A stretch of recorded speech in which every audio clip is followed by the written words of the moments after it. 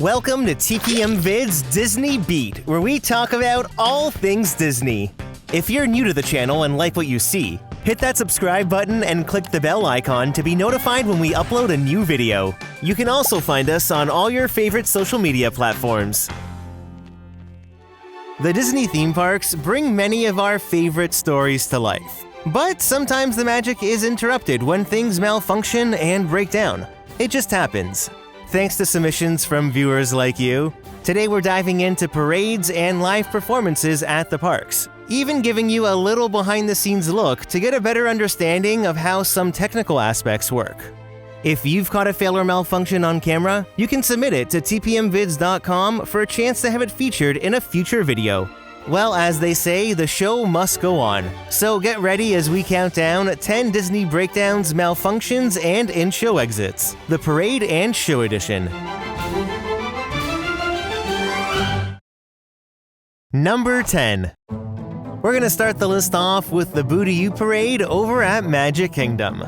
Back in September of 2023, viewers named Amanda and Rylan caught what happens when the Madame Leota float travels a bit too close to the trolley tracks on Main Street.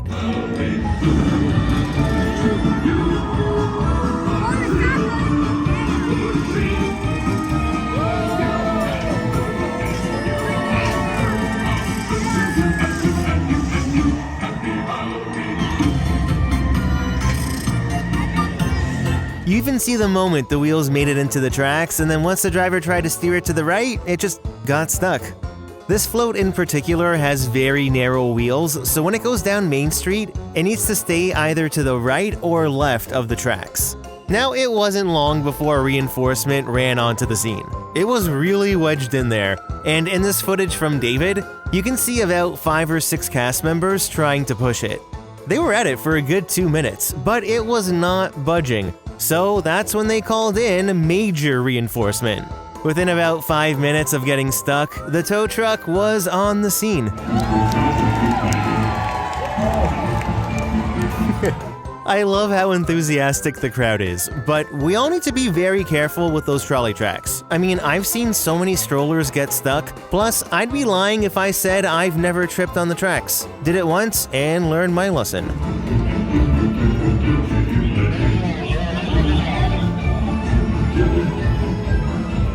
Now, usually the float is towed down the rest of the parade route, only here they just pull it to the side.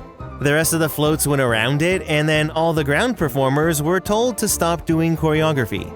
Once the parade was finished, the float was able to travel down Main Street on its own, but this here is the beauty of live performances. Anything can go wrong, and you just gotta roll with the punches.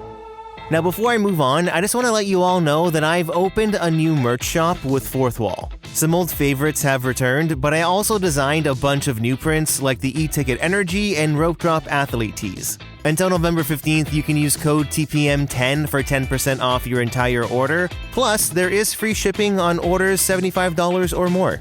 The link to the store is down below, or you can find it on the TPM Vids website. Number 9. The characters from The Incredibles have appeared in many Disney parks riding their hovercrafts. Mrs. Incredible always gives 1000%. Well, back in 2022, a viewer named Chloe was at the Walt Disney Studios park in Paris and caught Mr. Incredible needing a little help. Mr. Incredible's broken. Oh, look, this is getting embarrassing.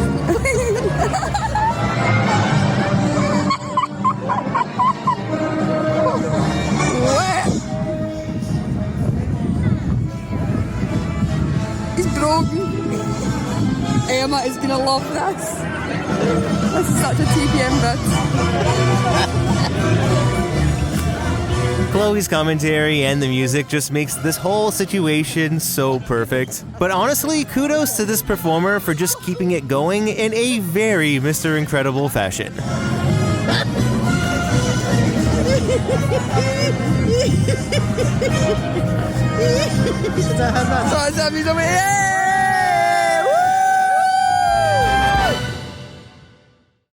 Number 8. This next one takes us over to Disneyland during Wondrous Journeys. It's pretty awesome getting to see Baymax fly over Sleeping Beauty Castle, but watch what happens in this submission from a viewer named Stacy.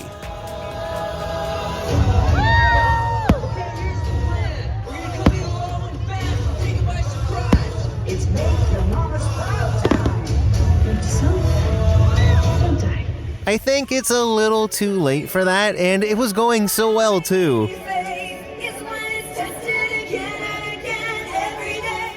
Now, unlike the Blue Fairy or Tinkerbell, Baymax is not a live performer. It's more like an animatronic, so at least this isn't an actual person stuck up here. Yeah, that's a dead Baymax.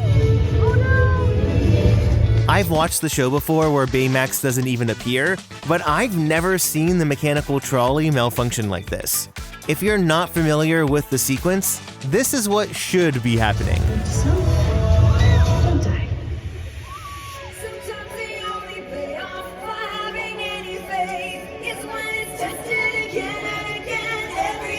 I can just picture the cast members in the control room scrambling, but somehow they got it working. Even though Baymax isn't illuminated anymore, they do lower him in an attempt to hide the figure, and then he just makes his way across very, very slowly. You wouldn't even know he was there. Number 7. The whirly units in the Main Street Electrical Parade are truly Disney icons, and they just happen to be the stars of this next segment. Everything you're about to see is from the parade's run at Disneyland in 2022, starting off with this submission from Kiri. Look at faces not looking. Look at faces not looking.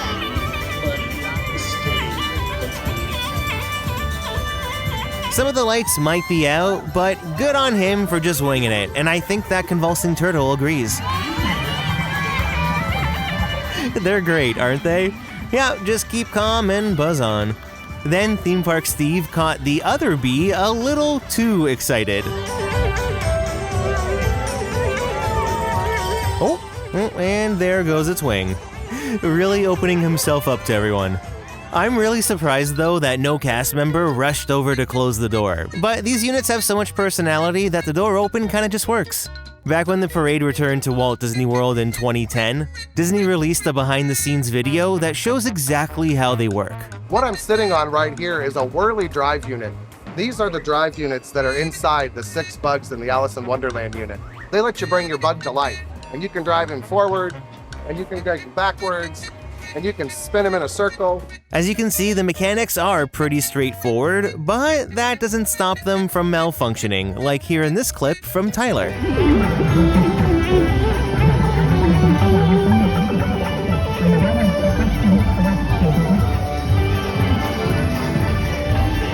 I just love all this organized cast member chaos trying to do whatever they can to keep the show up and running. They even got really low, but unfortunately they weren't able to fix the issue, so backstage it went.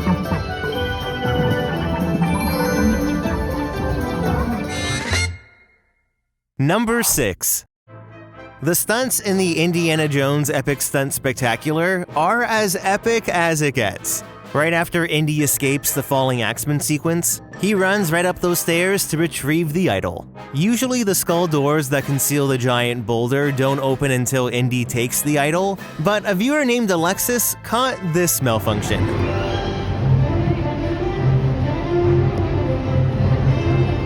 I love how the actor playing Indy is just like, hey, yeah, that's not supposed to be open. Here in the first sequence, a lot of the effects like the spears, the lava pit, and the falling axeman are all controlled by Indiana Jones himself. He steps on sensors and pads on the floor that activate the effects, but the doors and boulder are activated by the crew. Within the boulder channel, there are green lights that, when turned off, signal to the actor that the ball has been launched. Someone must have prematurely opened up those doors. You can see Indy is just patiently waiting for the all clear so he can get up the stairs and do the big boulder run. I want to thank your patience, everyone. Chris, fingers crossed, they're exactly where I need to be. So let's do it. Roll cameras. Action! And just like that, the show goes on.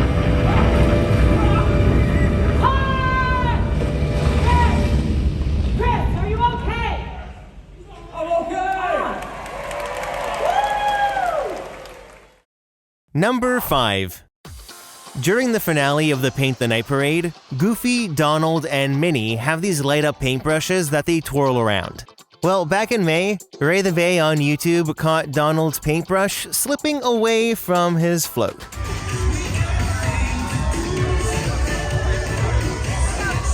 Now, what's about to happen is something that you should never do.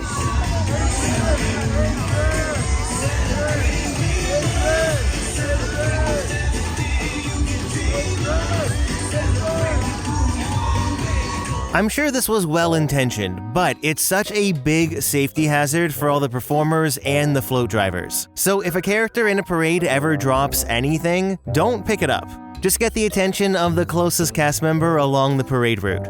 Now, just a couple of days later, Ray went back to catch another performance of Paint the Night, and wouldn't you know it, Donald lost his paintbrush again. Oh my god, he dropped it again!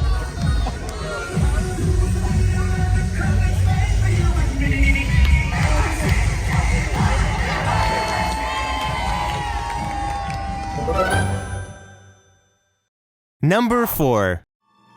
Whether you're watching Fantasmic at Disneyland or Hollywood Studios, the show has so many iconic moments. Aside from the finale, one of my favorites is Mickey shooting the fireworks from his gloves. Usually the effect goes off without a hitch, but there are many times when it doesn't go to plan.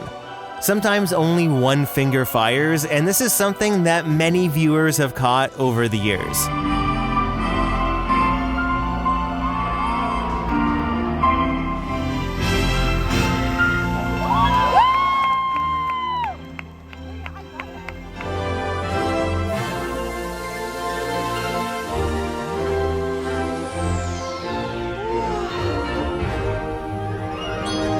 And sometimes they don't go off at all.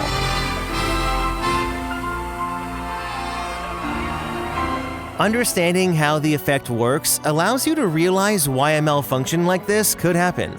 Now, Fantasmic is run through timecode with the show's audio. All right, stand by for show, everyone. Stand by for show. Let's go ahead and roll. Show number 1. So everything is on autopilot except for the pyro. Someone has to have their hand on a button to allow the pyro to fire at the appropriate timecode. Then, when it comes to Mickey's fingers, a former Fantasmic tech on Reddit said that Mickey has shunts in the glove that are pressed, and then the cue is activated from the control booth. These are a pair of real Fantasmic Mickey gloves from Disneyland that were put up for auction. You can see there's a longer metal tube in the index finger, and before each performance, the pyro crew loads it with fireworks. Then you see that small red pouch on Mickey's right hip? Well, I'm 99% sure that's the transmitter pack that powers the pyro. And then right here, you can see a wire. That would connect the index finger fireworks to the transmitter, and then once Mickey presses the shunt, the cast member in the control booth can activate the cue. It all has to be timed just right, so there are a number of variables that could cause this pyro malfunction.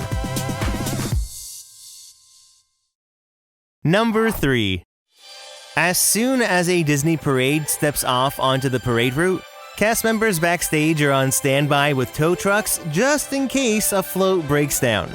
We saw it earlier with Mickey's Boo-to-You parade, but many of you have caught floats getting towed. So let's start off with a submission from Adrian during Mickey's Halloween Celebration Parade at Disneyland Paris.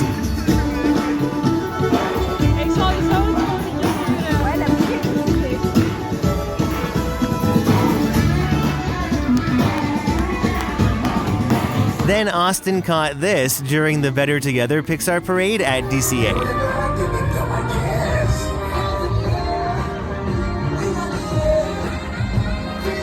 And here in this submission from Brad during Magic Happens at Disneyland, the float didn't even make it on stage before breaking down backstage and had to be towed the entire parade route.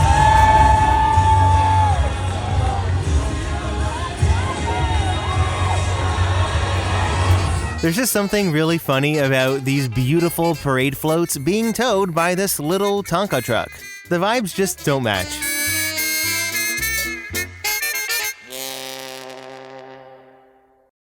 Number 2. Festival of Fantasy at Magic Kingdom ends with Mickey and Minnie in the hot air balloon. But on March 23rd, 2025, Virginia caught this.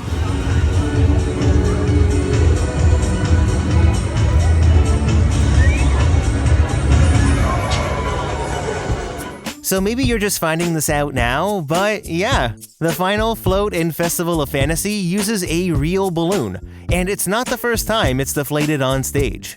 Back in March of 2022, Nick at Magical News Live caught the balloon deflate and then it filled back up again. Oh, look at him.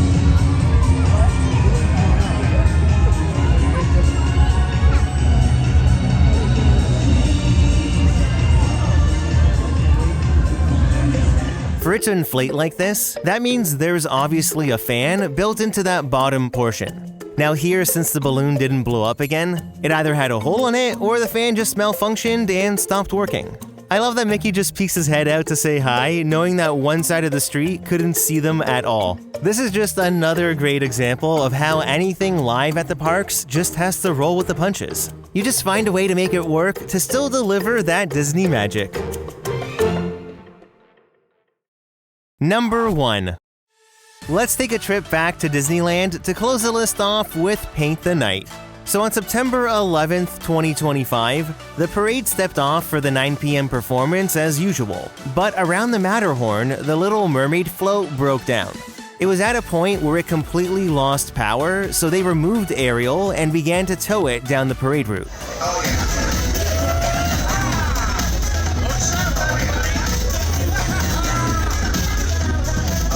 Once it approached the front of Tomorrowland, the tow truck stopped, and that's when it began to smoke. A viewer named Kendall caught it all on camera as it was turning out to be a pretty serious situation.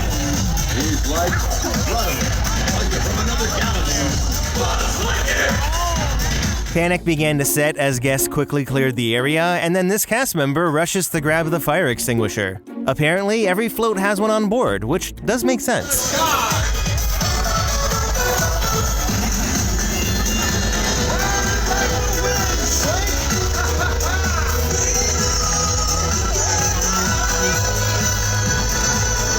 There was quite a bit of smoke, and the rest of the floats had to go around the Adventureland side of the hub to get down Main Street. Initially, it was reported that a fire broke out, but Disney later confirmed that the smoke was caused by an issue with the brakes. Thankfully, there weren't any injuries, and they were able to get the situation under control. Once the final float passed, the Little Mermaid did its tow of shame down Main Street, and by the next day, it was back in the parade like usual.